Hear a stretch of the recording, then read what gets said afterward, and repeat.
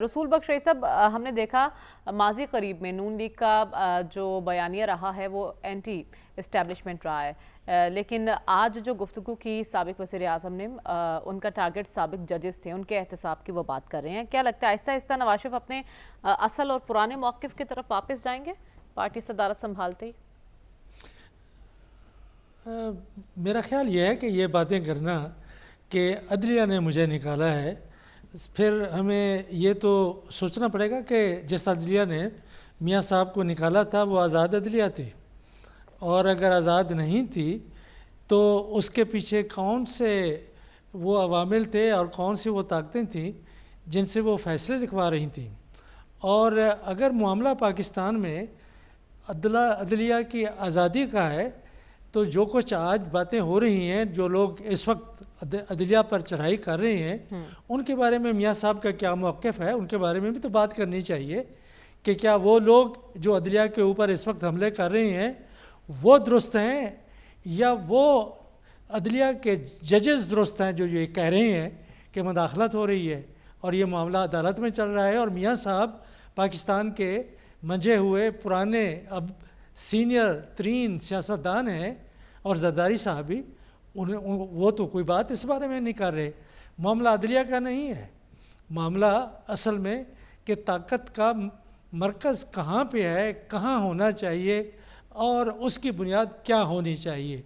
पाकिस्तान में जो बातें कर रहे हैं, पाकिस्तान में हर एक कहानी के 3 रुख होते हैं, दुनिया में तो 2 होते हैं, 3 रुख होते हैं। और वो जो अपनी बातें कर रहे हैं वो अपनी बातें कर रहे हैं, लेकिन फिर ये समझना चाहिए हमें उनकी बातों से कि वो कहना क्या चाहते हैं, करना क्या चाहते हैं। ऐसा लग रहा है कि मियाँ साहब आगे कुछ देख नहीं सकते, आगे बढ़ नहीं सकते, और ये ऐसी बातें करके उसे क्या हासिल। उनको आज बात ये करनी चाहिए कि आबादी बढ़ रही है, उनको बात ये करनी चाहिए अदलिया आज़ाद होनी चाहिए, उनको बात ये करनी चाहिए कि जिनके ख़िलाफ़ गलत सियासी मुकदमात हैं वो ख़त्म होनी चाहिए। उनको से बात ये करनी चाहिए कि मईशत को आगे हमने कैसे चलाना है, लो टैक्स नहीं देते, टैक्स को कैसे हमें हासिल करना चाहिए।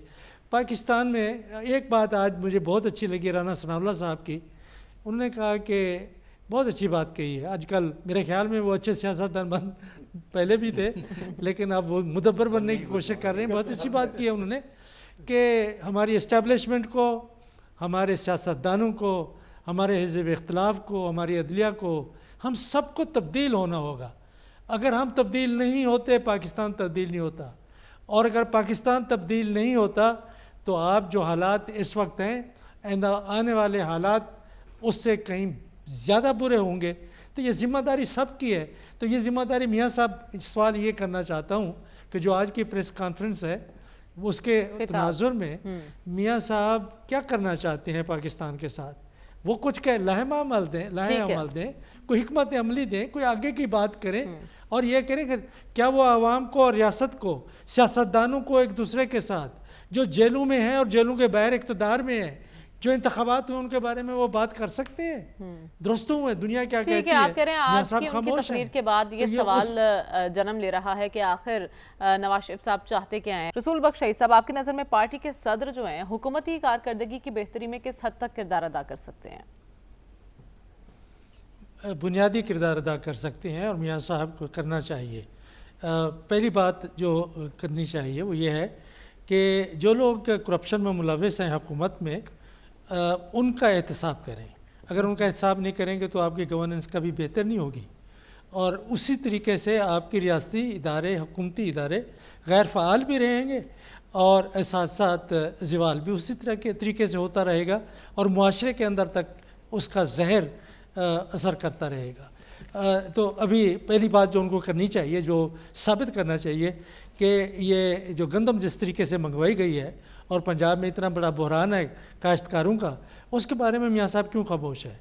कि अगर वो एक ऐसे सियासतदान है जिसका जो पाकिस्तान की कौम का, मुल्क का, अवाम का दर्द रखते हैं, तो इस दर्द को भी समझें, उसके जो ज़िम्मेदार हैं उनको सज़ा मिलनी चाहिए।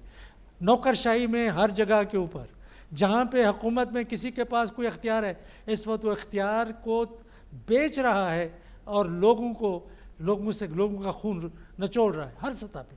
एक बात ये دوسری بات جو ان کو کرنی چاہیے وہ یہ ہے کہ جو بجلی کی چوری ہے، ٹیکس چوری ہے، اس کو تو کم از کم بند کرنا چاہیے. کیوں نہیں کر سکتی؟ ساری دنیا میں دکانیں، مارکیٹیں 8 بجے بند ہوتی ہیں، یہ 10 بجے نہیں بند کر سکتے؟ 8 بجے کیوں نہیں بند کرتے؟ کیا وجہ ہے؟ اور اس میں کوئی پیسہ لگتا ہے؟ کسی آپ دن کو جائیں 10 بجے 11 بجے دکان ہی کوئی نہیں کھلتی.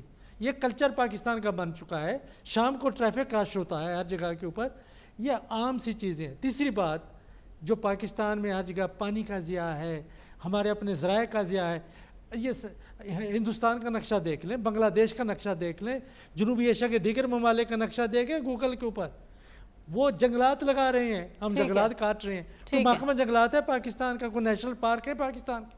ان کے بارے دیکھیں. جب تک کہ ریاستی حکومتی ادارے فعال نہیں ہوں گے پاکستان آگے ترقی نہیں کر سکتا اور عوام کو ریلیف نہیں مل سکتی.